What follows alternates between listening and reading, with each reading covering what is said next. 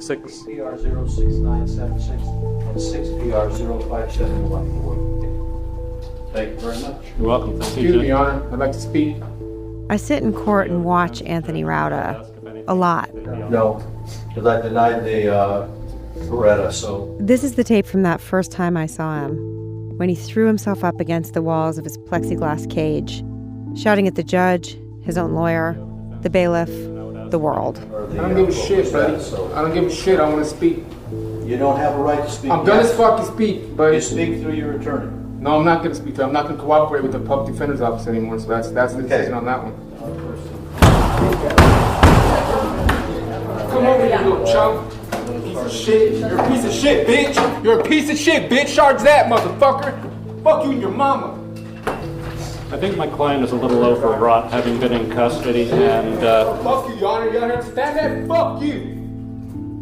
The murder case is dragging through pretrial hearings. Rauda's a frequent miss out. I never know if he'll even show up, or which Rauda will show up. He can seem calm and lucid. Other times, he's out of it. He appears to be smiling or laughing, but I can never tell at who or at what. He stretches, pulls his cheek, yawns. It's like watching someone watch a sitcom I can't see. Then, without warning, he'll erupt. His lawyer, a new one every several months, is, quote, a little punk-ass motherfucker. And Rauda wants to go pro-per, represent himself. I've wondered a lot about his mental state and about his guilt. Could this person really have killed Tristan Beaudette? What would have been his motivation? I've been sending Rauda letters in jail, Googling every name I can find that connects to him, trying to find out as much as I can about this man who seems to have wanted so badly to disappear. And I keep coming back to the same questions. What kind of loner camps out in the hills behind the sheriff's station? And why would a hermit wander into a campground with a gun? I'm Dana Goodyear, and this is Lost Hills.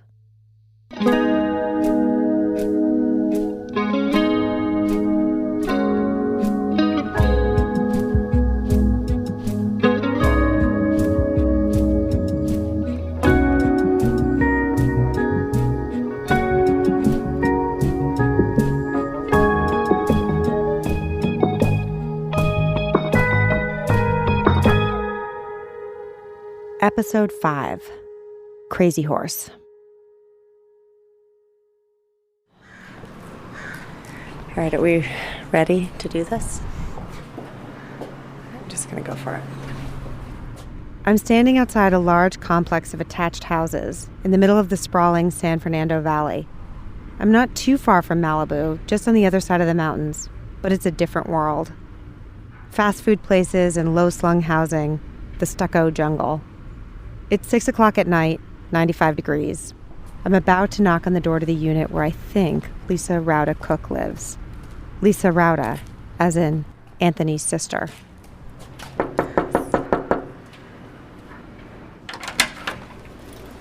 Hello, hi, are you Jerry? No, hold on a second. Okay. Yeah. All right. Actually, I'm trying to find Lisa. Okay, 1 second. Thank you very much. I know that Lisa is married to a man named Jerry Cook, and they've lived at this address for quite some time. She has a good job at a bank. And I have a feeling that Anthony and Lisa are, or were, close. At one point, he carried around letters from Lisa in his backpack. I found that in some old court documents he filed, petitioning to get the letters back. That detail kills me. So here I am, knocking on her door. Hello? Hi, are you Jerry? Yep, please leave our property. Okay, can I just tell you who I am? Nope, don't need to know. I've got Jerry Cook's number, so I try calling him from the car, just as a guy with a leaf blower walks by. Oh, hi, is this Jerry? Jerry, this is Dana Goodyear. I just was at your door. I'm really sorry to have disturbed you. I'm trying to explain what I'm doing. I've been corresponding with Anthony. I've been talking to Oswald, and I'm trying to learn more about him and his background and his childhood, and that's why I'm trying to reach out to you and Lisa. Jerry is pretty down on the idea, but if Anthony wants him to talk to me, he will. I'll just need to get written permission, he says, from Anthony. That tells me something. Even if these people never show up in court or associate publicly with Rauda in any way, they're still supporting him. But I'm just saying, if Anthony tells me in writing, then I'll take a snapshot of that and text it to you at this number, and then we can talk? They still care what he thinks. Okay, thank you very much. And Jerry tells me they all think this is a frame job. Ozzy, Anthony Rauda's dad, shows up for almost every hearing. I check his face for signs of fatigue. The days when his cheeks are sallow, he'll nod a quick hello and then hurry off to work afterward. But when he's in a good mood, we talk for long stretches, and I ask him about the Anthony Rauda he knows, his kid, not the alleged Malibu killer. He tells me that Anthony was born at the big Kaiser Hospital in Hollywood. He grew up on the east side of Los Angeles, in Highland Park, before it was gentrified. Anthony's the youngest of 3 kids. Ozzy remembers him as shy and neat and meticulously clean. He didn't even get dirty playing baseball. He loved cats. These details are so undescriptive.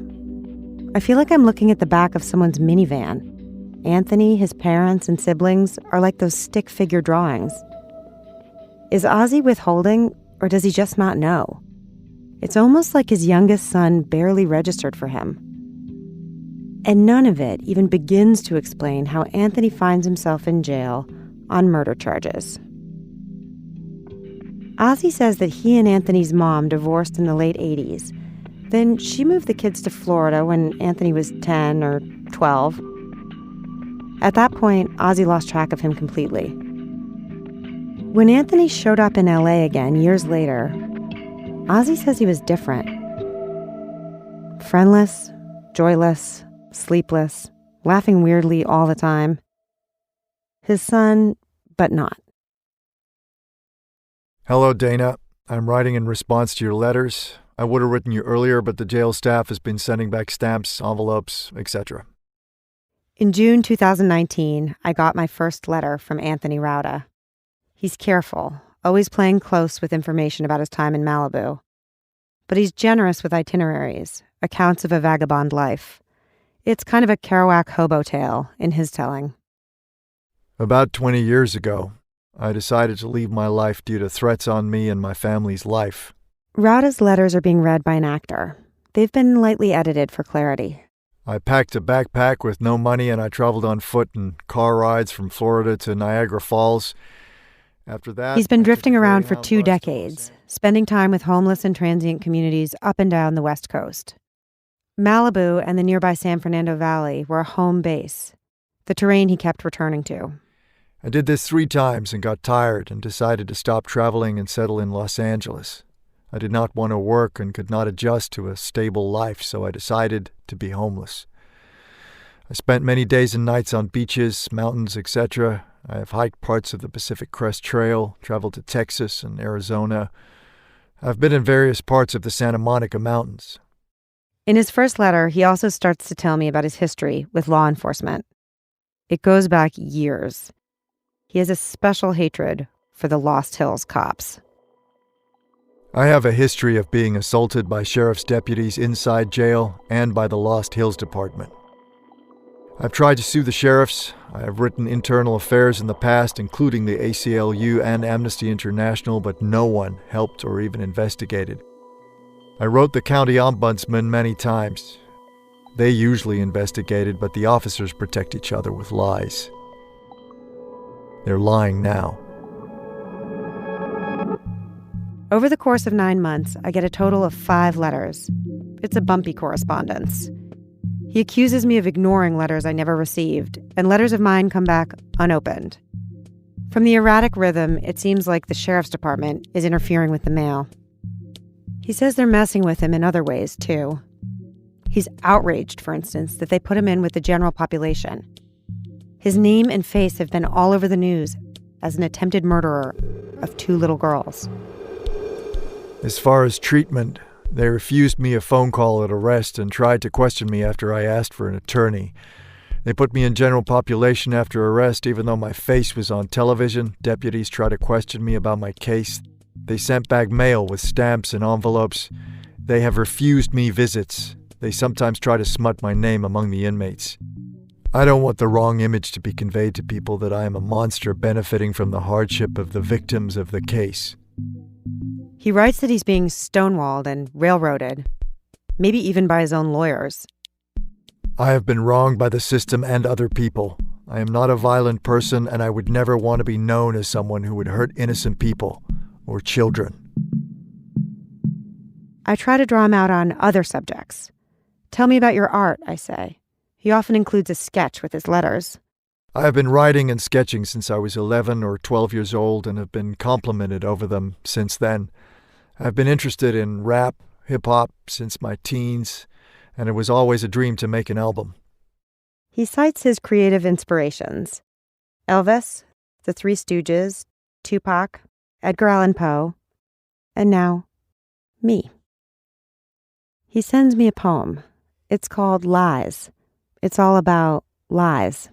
Lies surrounding him, pain killing him, living a lie for his enemies. One pair of lines sticks out. Quote, "When I open my hands and see blood instead of sweat and dirt." That gets me thinking. It's not to be taken literal, he writes. He tells me he wanted to be a DJ. That didn't work out. Then he submitted a headshot to Central Casting in Burbank. He says he got cast in something, but the role was canceled. That's as close as I came to success. I met Wilt Chamberlain as a kid and also Richard Pryor. In Canada, I did a little looking into the television industry there. Once I tried to get to the set of Dark Angel just to see Jessica Alba. But I don't think it was the right time. I didn't see anyone. The weird stuff I do. He signed up for Social Security and got a driver's license. He rented a car and drove up to Big Bear and camped. He says he reads a lot of anarchist books, Illuminati conspiracies, handbooks for outdoor survival, manuals on how to disappear. He once made himself a fake press pass. I could make birth certificate, state ID, which led to the city news ID to convince someone I was who I was, and maybe go to shows and concerts free. His life was lonely by design, especially in Malibu. I've seen a lot of places. The Santa Monica Mountains are beautiful, and I have a lot of pictures. The fog in the morning off Mulholland is very thick. At night, I would take pictures with my phone of the colorful flowers. Baby lizards used to crawl on me when I was sitting in the sun. He did a lot of weird stuff on his own, tripping out in nature. I did do some meditation, but not a lot. Once I think I had a vision, but I don't know. There were no drugs involved. I was trying astral projection at the time. It was not breathing exercises, but a total relaxation of the body. To me, it worked. I've never had a similar experience again. Sometimes he was scared, like in the summer of 2018. I heard a lot of gunshots around the time of the Beaudette killing. I thought I got shot at one night, but not sure if it was intentional. I just heard the bullets fly by. That's interesting. He's claiming he was nearly a victim of the Canyon shooter. Is this guy messing with me, or is this some kind of clue into his psyche? They closed down the park. I heard the sheriff's cruiser sirens a lot during the summer. It felt like I was being followed when I was hiking because I seen the same automobiles more than once. So I don't know. The family had a reward for information, yet no one had information leading to my arrest. Well, that's all for now. I hope I've given you some confidence in me and something to build on. I don't know about confidence, but there's definitely a lot to build on in his letters. A timeline emerges, and with it, the beginnings of a narrative, a little flesh on the stick figure's bones. He dropped out of school in Tampa in 12th grade and then spent a couple of months in the Army. The Army turned into a bad experience. I joined to get away from personal matters, but when I got there for basic training, I could not leave my personal behind me, and I could not adjust mentally. I did complete basic training with good grades and returned back to Tampa Bay to worse problems. So he hit the road. He didn't really work. The only thing he says he did was some kind of private eye work called skip tracing. Essentially looking for people who don't want to be found. I'm beginning to think he was his own hardest case. He left only the faintest impression on the world. That is, until Tristan Beaudette was killed. I didn't meet a lot of people in the mountains, where I was arrested and definitely not in my spot. The P.O. boxes he lists as addresses on court documents, they don't exist, or there's no record that Rauda rented them. The library where he says he spent time, when I go there, the librarians just look concerned and shake their heads. Where I got arrested, there was no tent. I have not used tents in years. 1, so I can travel anytime lightly. 2, so I can learn to survive outdoors with as little as possible. As stated, I do not know everything that was there, as I traveled and hiked when I wanted. I was in that area less than a year. The McDonald's, the grocery store, the other places with dumpsters he might have picked through, no one's seen him. No one except the owner of the sandwich shop, who swears Rauda was hanging around last week. Only he's been in jail for a year. In my letters, I plead with him to come up with just one name, a cousin, a teacher, a childhood friend. He does not comply. My family has nothing to do with the crimes I'm charged with and know nothing of the things I do. But he does give me permission to talk to his sister Lisa and her husband Jerry. If you do not exploit them, I don't mind you talking to them if they want to talk to you. But when I tell Jerry that, he declines the interview anyway. I find a page on Facebook devoted to the high school in Tampa that Rauda attended for a while in the 90s. Someone remembers him. It's a guy who says he was friends with Rauda in 8th, 9th, and 10th grade. I think I'm finally going to get it. That one story that crystallizes who Anthony Rauda is and makes sense of everything. So I'm all excited, and I ask Tony Tucker, the friend, if he has any strong memories of Rauda. To be completely honest, I mean, I really don't. He was normal. Our group of friends were very much kind of the sports kids. We didn't mind getting dirty, so we were always there early in the morning playing basketball before the bell rang. And did he party? No. Have a girlfriend, a nickname, a hard time in school? Not really, no. No more than anyone else. But he didn't, seemed like a normal everyday kid to me. Tony lost track of him, and he doesn't even really know why. Poof, whoosh, gone. One day after a hearing, Ozzy comes back to the office with me, and I walk him through some documents that have recently been unsealed. He promises me that next time he'll do the recorded interview.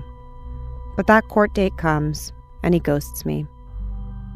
A few days later, I open my last letter from Anthony Rauda. I have returned from court, and I wish to reply to your letter out of courtesy. I no longer trust talking to you or other media.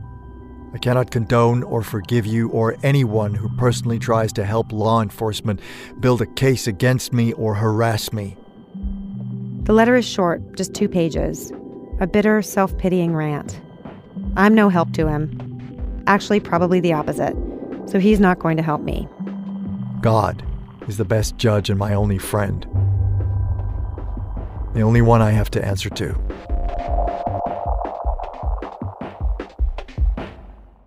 Anthony Rauda is done telling me about himself.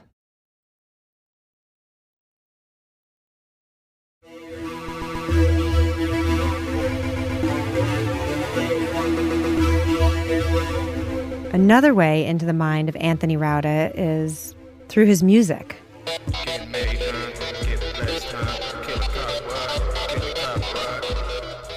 Rauda's cut an EP and 2 full-length albums. You can find them on Spotify, Apple Music, Amazon Music. Search up his pen names, Crazy Horse and Crazy Horse DeOne. That's crazy with a K. This is a song called Kill a Pig from his album The Great White Liar. Get ready, get set, get going, let's go. Kill a fucking cop. Get ready, get set, get going, let's go. Kill a fucking cop. Liars, sadists, pedophiles, motherfuckers.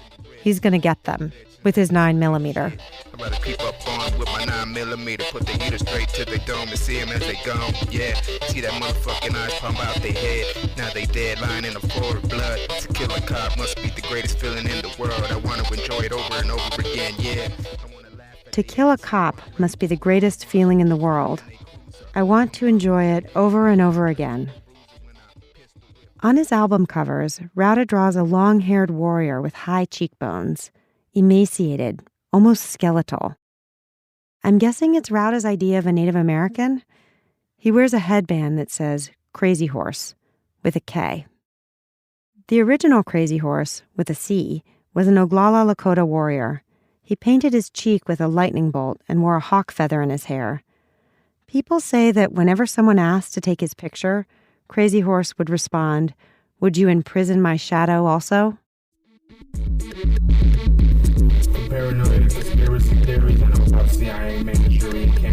This is the song Fall Guy from Rauda's first album, Sometimes They Come Back, which he made in 2013.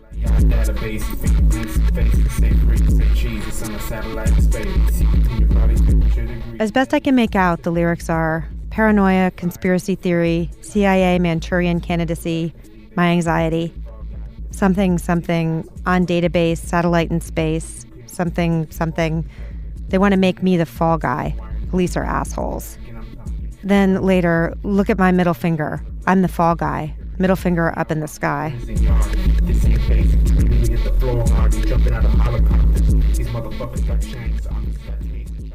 In one of his letters, Rauda says he taught himself to use recording software and wrote both albums on a laptop.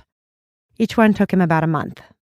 I used hotels and sometimes the library, Calabasas, and any mall with Wi-Fi and electrical outlets. The themes of both albums center around police and harassment, drinking and getting fucked up, and violence. A fair amount of violence. Avenging himself on cops, women, and undefined others out to get him. He almost seems to be psyching himself up for a confrontation. His music hits on all the gangsta rap cliches, but there's something else in there too. A worldview, maybe even a cosmology. This is the opening track from his album, The Great White Liar.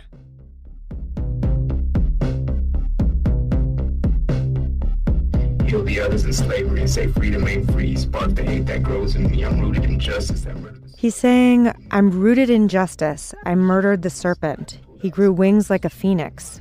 I shot him from the sky, pulled out his spine, his true fake mind, so he founded a nation built on lies.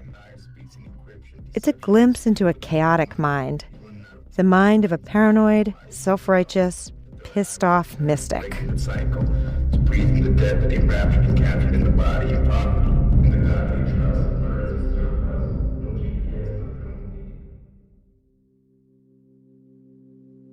I've been trying to find Rauda, trace his ghostly presence in the world.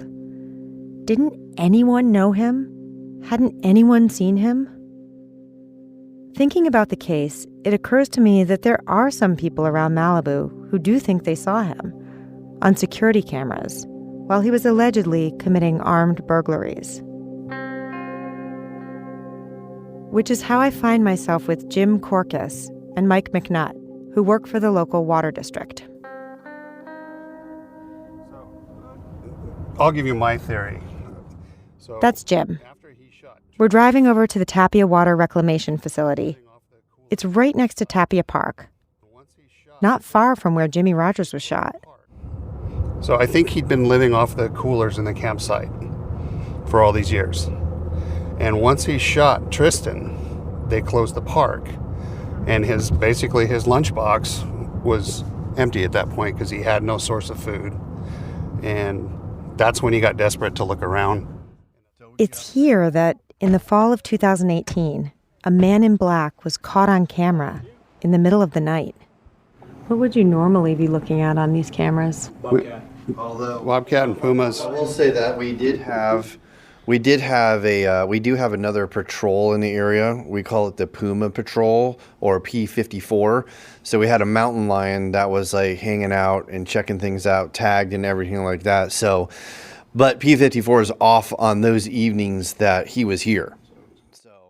They tell me that strange things had been happening around the plant. There had been other times where employees were noticing that some of their food is missing. And so a lot of the employees were just thinking, oh, it's just somebody eating my lunch or whatever, right? The first break-in, he was pretty good how he got in. It was undetected, really. And so he got in and he was like stealing chicken sandwiches, and everything he took was protein-based. One of the other things that I was told that he was taking is stuff that he didn't need to cook. I know for sure one of his favorites was Jimmy Dean's breakfast sausage sandwiches. They reviewed the footage from the security camera, and that's when they saw the man. He looked dressed for battle. Yeah, so he had like almost like black camo attire on and tactical gear, right? His boots, his pants were bloused in his boots. He had high, boots that had, halfway up his calf. This is Brett Dingman, a manager at the plant. Everything was black. He had a backpack. He had a balaclava, a mask. He just looked like almost like military. Jim scrolls through his phone and finds the video. It shows a man with a headlamp stealthily making his way to the door of the plant. It's a creepy video. A few seconds that loop over and over, and it's totally captivating. If this is Rauda on the tape, it's the closest I will ever get to seeing him in his element. Rauda alone, in the night, surrounded by woods, scavenging, hunting, surviving. Rauda in the wild. Jim slows the video down so I can clearly see something sticking out from behind the man. So it was slung around his waist here with the barrel pointing backwards. Okay. And you can see it had a clip in it, which it was a 9mm. Everybody at the plant knew about the murder in the campground, and the news of the other shootings was spreading.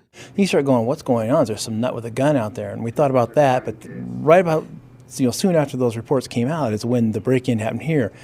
And at first, some guy broke in. Then we thought, whoa, he's dressed awful strange for breaking in. Then you see the rifle. And you go, uh-oh, this might be the guy. And that was right then. That's when it clicked. It clicked for law enforcement, too. Shortly after this footage was taken, the sheriff's department searched the hills and eventually found Rauda at his camp. That narrative, shootings to murder to break-ins to capture, it follows a certain kind of logic. But is it just me, or is there something contradictory about the idea of a person stealing food in the middle of the night and also shooting people at random? It's a crime of survival versus totally gratuitous violence. Calculated opportunism right up against outright depravity.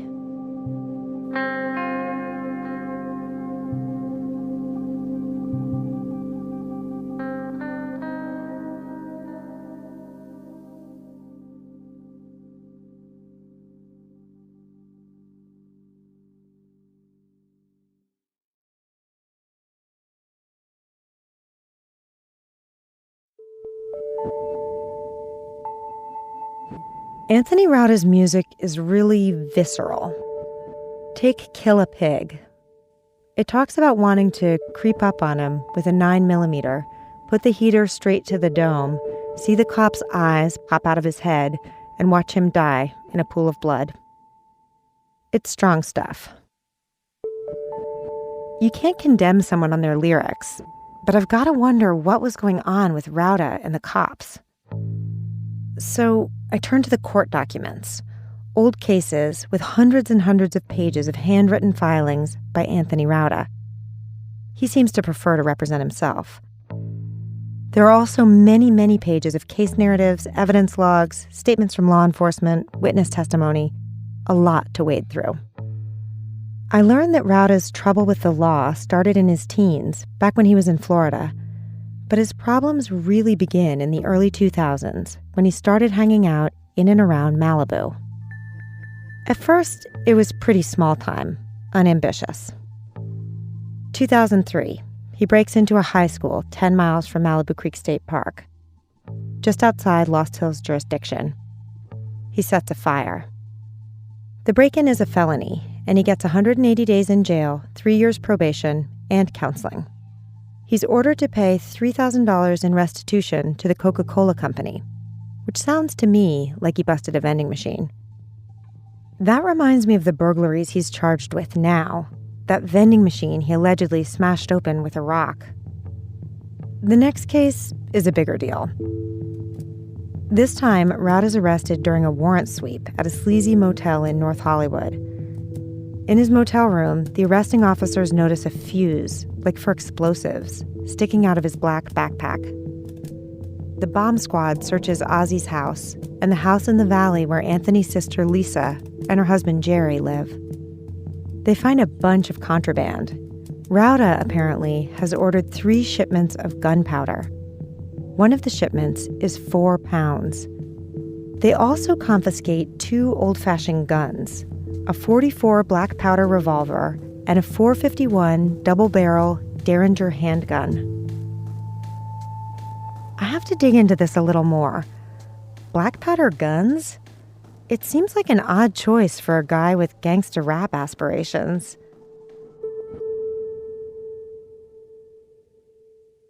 I call up Greg Block, a firearms trainer and expert witness who testifies in court about guns all the time. So these are guns that were used during the Civil War and the Revolution, where we didn't have cartridge-firing guns. They're muzzle loaders, which means you pour gunpowder directly into the gun's mouth, hence the 4+ pounds of it. They're basically what John Wilkes Booth used to assassinate President Lincoln. They're often referred to as antique guns, but really they're replicas of obsolete technology. Well, you know, they make toy guns, they make prop guns, and then they have replicas, which are exact copies of the original firearms. Those are a couple $100. I want to know who the audience is for weapons like these. Maybe it'll give me some insight into Rauda. Well, people that feel that they were born in the wrong century. I mean, they will dress up in period costumes, and they'll have competitions and matches and shoot this. Other people that like the Old West or the 1700s, because these replicas are so inexpensive, they'll buy them, and we call them wall hangers. They'll hang them on the wall above the fireplace. They look kind of cool. That doesn't really sound like Rauda to me. He wasn't decorating his fishing cabin or reenacting shootouts at the OK Corral. But Greg tells me there's another category of antique gun buyer. People who buy them because they're easier to get than other guns. That sounds like Rauda, a convicted felon, someone who couldn't pass a background check. You can order them on the internet and they can ship them to your house because they're antique firearms. The black powder guns, the explosives, and the fuse land Rauda in prison. He paroles out, and in 2012, he gets arrested by a Lost Hills deputy in the parking lot of an upscale suburban mall. It's a DUI, which doesn't sound like that big a deal. But in the trunk of the car, there's a box of ammunition, the kind that fits an AR-15. I track down the deputy. I ask if he remembers Rauda. Oh, he remembers him. The guy threatened his life. Rauda represents himself in court and is sentenced to 16 months in county jail for the ammunition. He's supposed to complete an alcohol rehab program, but doesn't. When a judge later asks him about that, he says, "I'm going to go. I was making a date for my therapy." This is from a court transcript. "I'm just going to go through counseling and try to get a residence and, try to get my health better. That's really what I'm trying to do. I should have went to the classes, but they were a little rough for me. I can't stand being around people. I didn't tell you that last time because it's irrelevant. But basically, I'm going to try and do counseling and stay on SSI, if they'll have me. Try to get a residence and get my health back up." The incident that sends Rauda back to prison in 2014 is a weird one. It takes place outside a high school, about a 10-minute drive from Malibu Creek State Park. A jogger sees someone passed out in the bushes by the school. It's Rauda, dressed head to toe in black. Inside his backpack, deputies find gloves, a camouflage mask, and a headlamp. There's a Post-it containing bank account information and routing numbers. Also, some .44 ball ammunition. And wrapped in a bandana, a wood-handled black powder gun. What exactly was he up to? Was he planning burglaries? Identity theft? Dressing up as a bad guy for Halloween? He spends another 2 years in prison. And when he gets out, he makes a vow to change his life.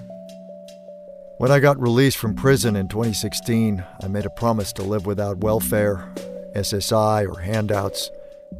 This is from one of Rauda's letters to me. I wanted to do solely on my own knowledge of survival to prove something to myself, and maybe write about it. He says avoiding people, especially law enforcement, became his #1 priority.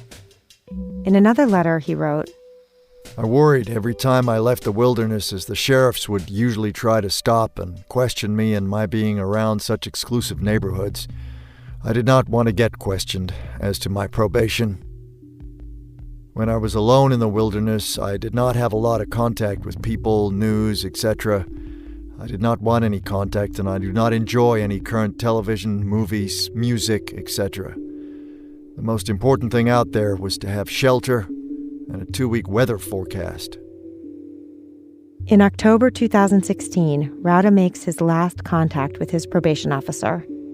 And a couple weeks later, allegedly, he shoots Jimmy Rogers as he sleeps in a hammock in Malibu Creek State Park.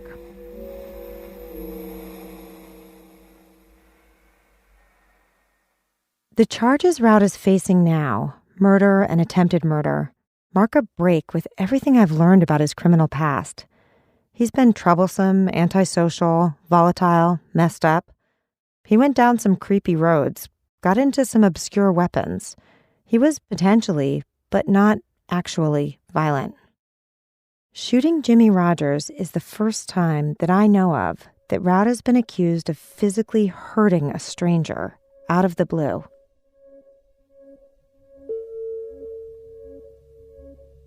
The accusation is that he intended to kill Jimmy Rogers, and that after shooting him, he tried over and over to inflict deadly harm, and that in the case of Tristan Beaudette, he succeeded. It doesn't really make sense, does it? But reading back through Rauda's court filings, I realize there's an incident he refers to repeatedly with a lot of bitterness.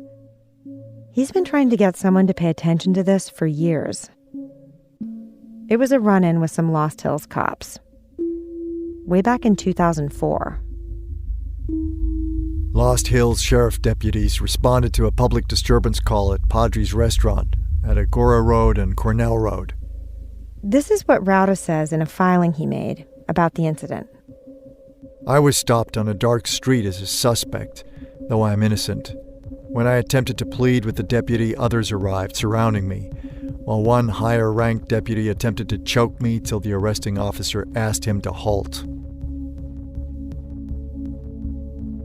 This could be the thing that propels the whole bizarre machinery of Rauda's criminal life, takes it to the next level.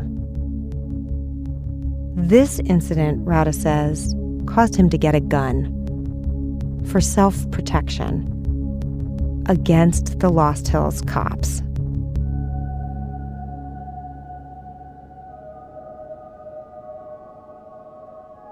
It might even explain how Rauda got to be where he is right now, facing by far the most serious charges of his life.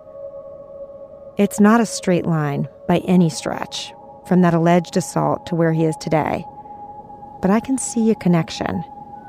It's like a process got set in motion. Rauda in trouble, Rauda uncooperative, imprisoned, hurt, deteriorating, and possibly wanting some kind of revenge. He isn't too good with authority, his dad told me, and his experiences in custody and in court, it seems like they just drove the splinter deeper. Anthony Rauda didn't know Tristan Beaudette or any of the near-miss victims, but everyone knows who would respond to a murder in the park. Are the Lost Hills cops somehow part of this? could it, on some level, be about them? If only I could get inside Lost Hills Station, I could figure all this out.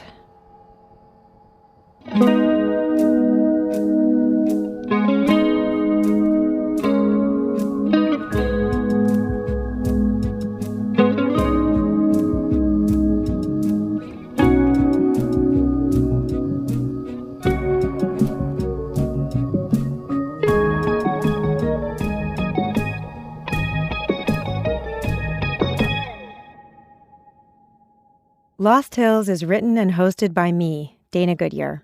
It's produced by Western Sound and Pushkin Industries. For more information about my investigation, follow @LostHillsPod on social media. Up next, Episode 6, Another Day in Paradise.